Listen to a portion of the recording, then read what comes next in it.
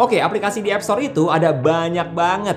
Dan kalau mau explore sendiri, kita bisa bingung mau download aplikasi apa aja. Nah, makanya di video kali ini gue udah siapin 10 aplikasi bagus yang ada di iPhone yang layak kalian install. Beberapa aplikasi ini ada yang gratis dan ada yang berbayar, tapi menurut gue fitur-fiturnya bagus banget dan bisa kepake buat banyak orang. So, langsung aja siapin iPhone kalian dan kita akan ke aplikasi yang pertama, yaitu Stockcard. Sebenarnya gue udah pernah mention aplikasi Stockcard ini juga di video aplikasi unik buat iPhone, tapi sepertinya gue harus mention sekali lagi karena aplikasi ini bener-bener bagus banget, terutama buat para user iPhone di Indonesia. Seperti yang kita sama-sama tahu, Apple Wallet di Indonesia itu nggak bisa dipakai, jadi aplikasi ini kayak nggak ada gunanya gitu. Tapi dengan Stockcard, teman-teman bisa taruh berbagai kartu membership kalian di Stockcard yang juga bisa terhubung ke Apple Wallet. Sebagai catatan, aplikasi ini cuma buat taruh kartu membership aja ya, jadi misalnya ada membership di cafe, di supermarket, di toko apa gitu. Tapi nggak bisa buat taruh kartu debit atau kredit. Kalau misalnya di kartu membershipnya ada barcode buat pembayaran, nanti barcode-nya juga bisa ditampilkan di aplikasi Stockcard atau di Apple Wallet kalian. Plus ada enaknya juga punya aplikasi buat taruh kartu membership seperti ini. Jadi teman-teman nggak perlu bawa kartu membership kalian kemana-mana, apalagi kalau membershipnya ada banyak, itu bisa penuhin dompet. Sekarang tinggal pakai aplikasi Stockcard ini aja.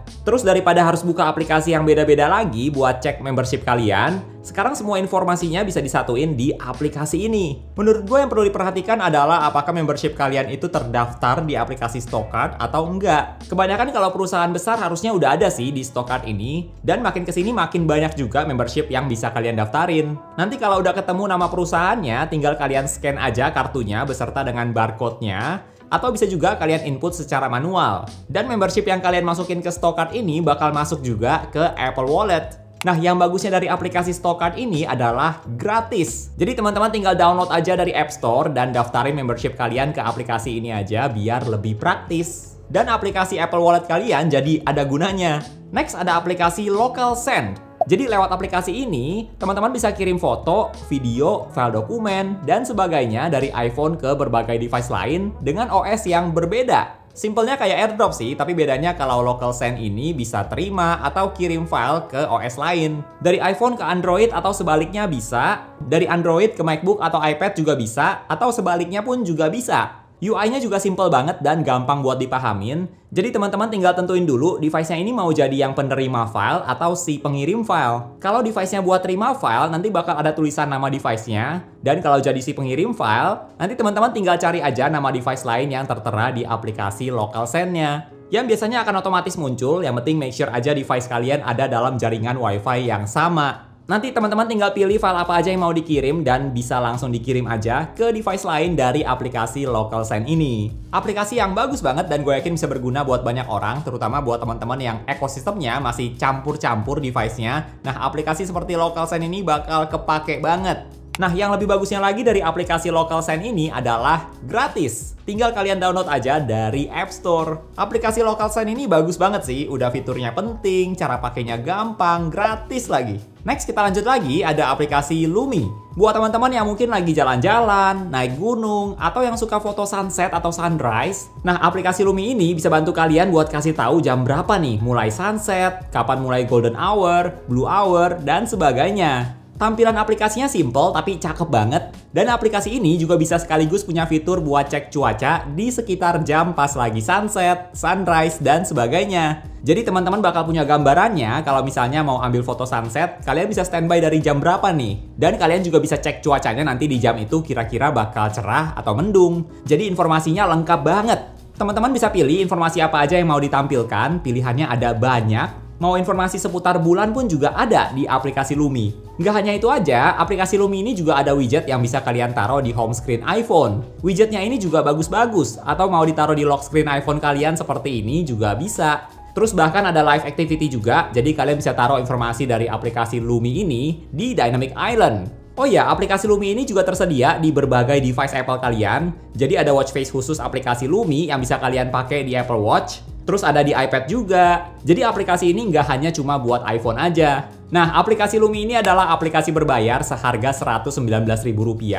Harganya lumayan mahal sih, tapi untungnya cuma sekali bayar aja, bukan subscription, dan aplikasinya memang bagus. terutama buat teman-teman yang butuh informasi yang lebih detail tentang cuaca buat berbagai aktivitas kalian. Next ada aplikasi Duolingo. Buat teman-teman yang suka belajar bahasa, aplikasi yang gue rekomendasiin banget adalah Duolingo. Menurut gue daripada buka sosial media berjam-jam, mungkin bisa kalian selipin beberapa menit buat belajar bahasa yang kalian tertarik buat pelajarin. Ada sekitar 40 bahasa yang bisa kalian pelajari dari aplikasi Duolingo, dan tampilan aplikasinya juga menarik. Jadi bikin belajar bahasa terasa lebih seru dan nggak ngebosenin. Kalau dari yang gue pakai sendiri, pelajarannya tuh berdasarkan topik aktivitas sehari-hari. Contohnya kayak lagi tanya petunjuk jalan, tentang hobi, menyapa orang lain, mau beli barang, dan sebagainya. Jadi kayak ada topiknya gitu. Selain itu di aplikasi ini juga ada penghargaannya kalau kalian konsisten belajar di Duolingo, dan ada streaknya juga supaya kalian rajin pakai aplikasinya buat belajar setiap hari. Terus yang gue suka juga adalah aplikasi Duolingo ini ada widget yang lucu banget.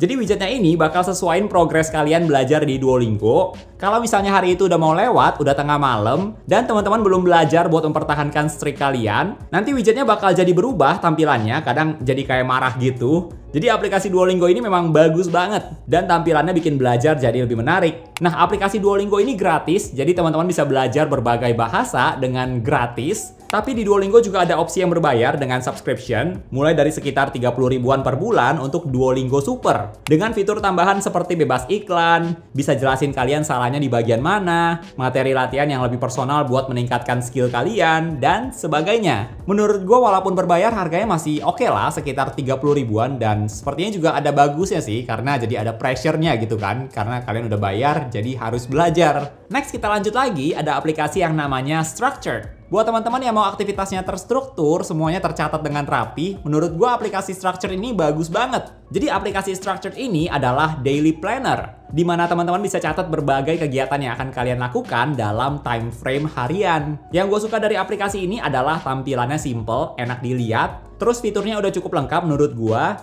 dan cara pakai aplikasinya juga gampang banget. Teman-teman tinggal tambahin aja mau tulis kegiatan apa, terus bisa pilih ikonnya, lalu tinggal pilih jam, kegiatannya berapa lama. Terus kalian juga bisa hitung pakai energi kayak di game gitu. Kira-kira aktivitas ini butuh berapa energi biar lebih fun. Terus kalau mau diingetin sebelum aktivitasnya dimulai juga bisa. Dan ada fitur AI-nya juga buat bantu kalian atur jadwal aktivitas sehari-hari. Sampai minta dibikinin jadwal trip ke luar kota atau ke luar negeri kayak gini juga bisa. Aplikasi Structured ini juga udah terintegrasi sama Apple Calendar dan Reminders. Jadi apa yang kalian catat di Apple Calendar atau Reminders itu bakal diupdate juga di aplikasi Structured. Plus aplikasi ini juga ada widgetnya yang bagus yang bisa kalian taruh di home screen supaya inget jadwal kalian. Tampilan dan cara pakainya sih yang simple dan gampang banget yang bikin gue tertarik buat pakai aplikasi ini. Untuk aplikasi Structured ini bisa kalian gunakan secara gratis, tapi ada fitur-fitur yang dibatesin. Kalau mau mengakses semua fitur-fiturnya, teman-teman perlu berlangganan seharga 102.000 per tahun atau sekitar 8 ribuan rupiah per bulan. Yang menurut gue harganya masih oke banget buat daily planner sebagus ini. Next kita lanjut lagi, ada aplikasi Zeta Stitch. Jadi aplikasi Zeta Stitch ini bisa bantu kalian buat ambil screenshot yang panjang di iPhone seperti ini. Cara pakai aplikasi Zeta Stitch ini juga gampang banget karena bakal ada di control center di bagian screen recording. Nanti teman-teman tinggal tekan dan tahan icon screen recording yang ada di control center, terus pilih yang Zeta Scroll Shot dan klik Start Broadcast. Nanti pas tanda recordingnya mulai, teman-teman tinggal scroll aja di aplikasi yang mau kalian screenshot. Nanti kalau udah selesai, hasilnya akan masuk di aplikasi Zeta Stitch dan hasilnya seperti ini. Dari yang gue coba, hasil screenshotnya bagus kok. Jadi teman-teman gak perlu khawatir screenshotnya bakal pecah atau kurang tinggi resolusinya, karena hasilnya tetap bagus. Yang penting make sure aja yang kalian screenshot itu gambarnya nggak bergerak ya. Karena kalau gambarnya gerak, nanti screenshotnya jadi nggak rapih kayak gini. Walaupun screenshotnya ini lewat screen recording, tapi kalau misalnya gambarnya gerak, itu pasti nanti screenshotnya bakal kayak kepotong gitu. Selain buat screenshot panjang, teman-teman juga bisa pakai aplikasi Zeta Stitch ini buat stitch atau gabungin beberapa foto dari galeri seperti ini. Jadi nggak cuma buat screenshot aja. Aplikasi Zeta Stitch ini adalah aplikasi berbayar dengan harga Rp19.000 untuk sekali bayar aja. Yang menurut gua harganya masih oke lah. Tapi ya semoga aja kedepannya Apple bakal kasih fitur screenshot panjang kayak gini di iOS. Next kita lanjut lagi, ada aplikasi Disk Test by Magic Benchmark. Jadi aplikasi Disk Test ini fungsinya buat tes speed storage device kalian dan bisa juga buat tes speed external drive yang terhubung ke iPhone. Nah, contohnya gue bisa tes speed write and read dari storage iPhone 15 Pro Max kayak gini. Dan gue juga bisa tes speed SSD yang gue sambungin ke iPhone seperti ini. Nah, apa sih gunanya dari aplikasi ini? Menurut gue teman-teman bisa menggunakan aplikasi disk test ini terutama ketika lagi mau beli SSD. Jadi teman-teman bisa tes dulu nih SSD mana yang speed read dan write-nya paling cepet supaya nanti bisa lebih maksimal buat iPhone kalian. Jadi kalian bisa tes yang mana kira-kira yang bakal paling maksimal speednya ketika disambungin ke iPhone. Termasuk kalau kalian ada USB-C hub yang ada slot SD card-nya, kalian juga bisa tes nih SD card mana yang paling cepat speednya seperti ini. Aplikasi yang simple sih, tapi fiturnya penting banget supaya kalian bisa beli external drive yang speednya cepat buat iPhone kalian. Untuk aplikasi disk test ini bisa kalian pakai secara gratis tapi terbatas banget. Dan menurut gua mending langsung beli aja karena harganya Rp50.000 untuk sekali bayar aja. Dan nggak ada lagi fitur yang dibatesin. Next kita lanjut lagi ada aplikasi Unfold. Jadi aplikasi Unfold adalah aplikasi yang menyediakan banyak template buat keperluan sosial media kalian. Buat Instagram post ada, buat Instagram Reels juga ada templatenya. Terus kalian juga bisa atur planning buat Instagram feed kalian supaya lebih rapi. Terus bisa atur jadwal post konten sosial media kalian. Fiturnya ada banyak banget deh. Tapi yang menurut gue yang paling penting dari aplikasi ini atau fitur utamanya adalah template buat konten. Karena kalau pakai template seperti ini untuk konten foto atau video, ini bisa menghemat banyak waktu kalian dibandingkan harus bikin dari awal, dari nol, supaya jadi sebagus ini. Ada banyak banget pilihan templatenya dan banyak yang bagus-bagus. Cara pakai templatenya juga gampang banget kok. Teman-teman tinggal pilih foto atau video yang mau kalian masukin ke kontennya, dan beres. Paling kalian tinggal adjust sedikit aja dan konten kalian langsung jadi. Menurut gue aplikasi Unfold ini bakal kepake banget buat para konten kreator ataupun buat teman-teman yang bekerja di bidang sosial media buat perusahaan karena kalian bisa level up kualitas konten kalian dengan template dari Unfold. Aplikasi Unfold bisa kalian pakai secara gratis tapi ya pilihan templatenya sedikit banget. Kalau mau mengakses semua templatenya kalian akan perlu berlangganan, ada yang Plus dan Pro. Kalau yang Plus pas gue download lagi ada promo jadi Rp139.000 per tahun atau normalnya Rp29.000 per bulan. Sedangkan kalau yang Pro per bulannya itu Rp75.000 dengan fitur yang lebih lengkap lagi. Ini perbandingannya antara subscription yang Plus dan Pro. Tapi yang Plus juga udah bisa mengakses semua templatenya kok. Yang ngebedain itu paling kalau yang tipe Pro, yang langganan Pro itu lebih banyak yang bisa kalian atur. Next kita lanjut lagi ada aplikasi Final Cut Camera.